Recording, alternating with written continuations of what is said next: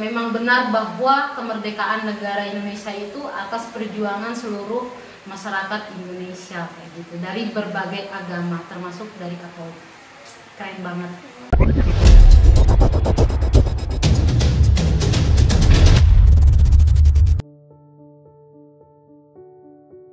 Kenalin, kami dari Young Interfaith Peacemaker Community Yogyakarta atau YIPC Yogyakarta. Saya Anissa.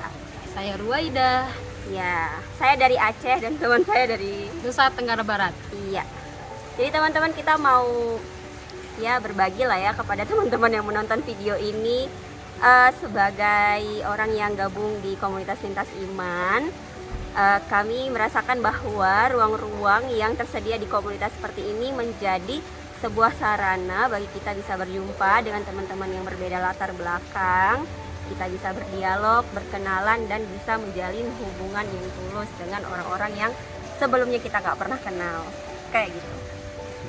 Nah, seperti pada siang sore hari ini, kami sedang berkunjung di Museum Misi di daerah Muntilan. Nah, teman-teman, ada banyak sekali kelompok atau komunitas keagamaan. Salah satunya yang paling banyak di Yogyakarta, daerah Jawa Tengah, Muntilan, Magelang itu kongregasi gereja Katolik kayak gitu. Nah, bersyukur sekali hari ini kami berkunjung ke sini karena memang datang langsung ke komunitas-komunitas keagamaan itu adalah salah satu cara kami, ya istilahnya ya sowan lah, silaturahim kayak gitu, menyambung tali persaudaraan, persahabatan dengan teman-teman yang berbeda agama. Seperti yang disampaikan oleh Kak Anissa tadi, ya ini adalah salah satu cara kita menggugurkan prasangka kita tentang agama lain. Jadi momentum keberadaan komunitas keagamaan di daerah Jawa Tengah ini atau di Jogja atau di Magelang itu bisa menjadi lokasi di mana kita bisa belajar langsung kepada suara pertama kayak gitu. Itu sangat penting teman-teman.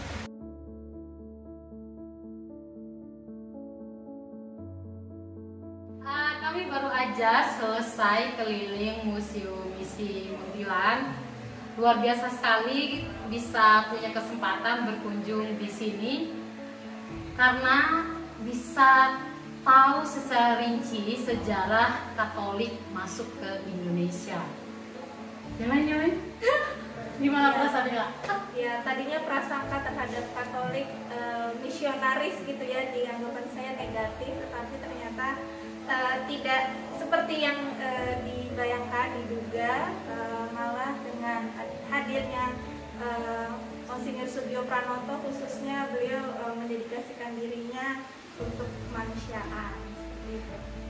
Dan di sisi lain kita belajar bagaimana peran para imam Katolik ini dalam membebaskan masyarakat pribumi, ya, memberi akses pendidikan, akses kesehatan, dan yang paling penting sebenarnya bahwa selama ini kita memahami kolonialisme itu datang bersamaan dengan misionaris Kristiani, ya.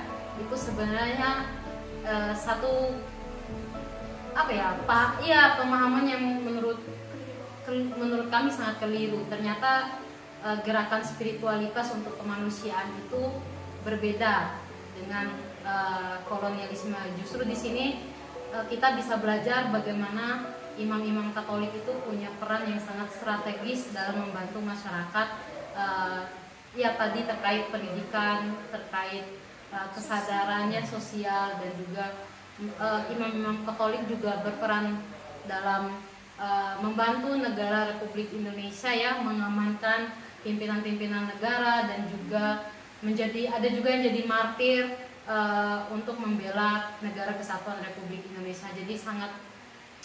Jadi memang benar bahwa kemerdekaan negara Indonesia itu atas perjuangan seluruh masyarakat Indonesia kayak gitu, dari berbagai agama termasuk dari Katolik.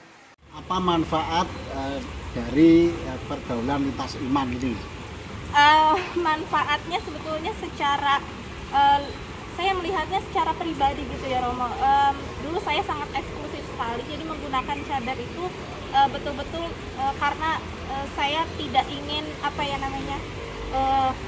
ada orang lain dalam artian di luar Islam yaitu kafir gitu, dan itu betul-betul memahamkan saya bahwa Islam itu sudah harga mati dan orang lain itu tidak bisa masuk surga karena dia bukan Islam gitu. Nah, pengalaman lintas iman itu membuat saya semakin khususnya diri sendiri semakin terbuka, kemudian belajar dengan teman-teman pendeta, waktu itu ibu-ibu pendeta dan sebagainya, melihat saya yang masih sangat eksklusif banget gitu ya, dan baru mengenal Katolik ketika saya S2 di bioetika UGM bertemu dengan Romo saya, dan disitulah saya baru mengenal Katolik gitu.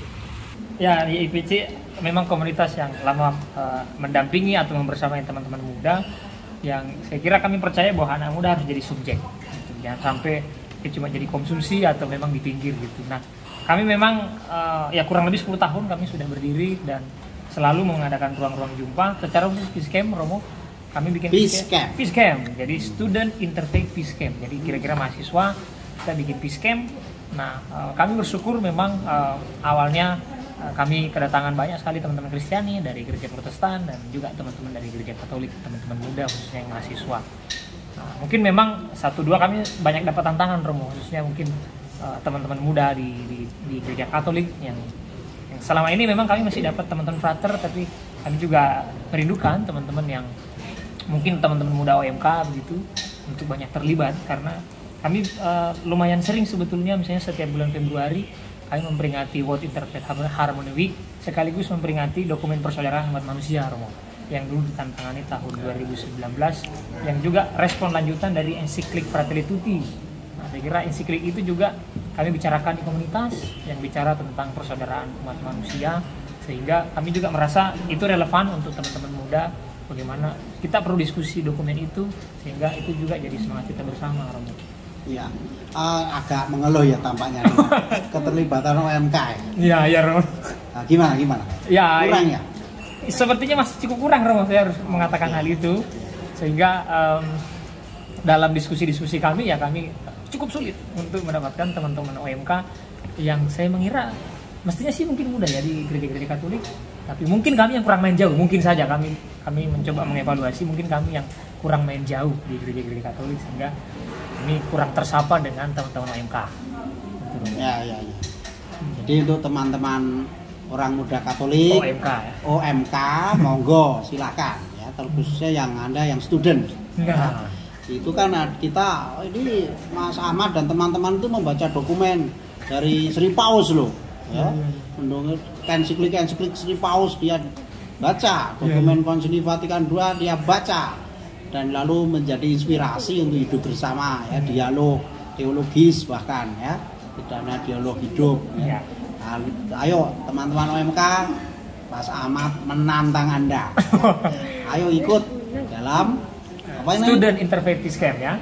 Kami akan undang teman-teman, itu 1 kali 1 semester, teman-teman boleh ikut, dan kami ada di Instagram, boleh disapa YIPC Yogyakarta.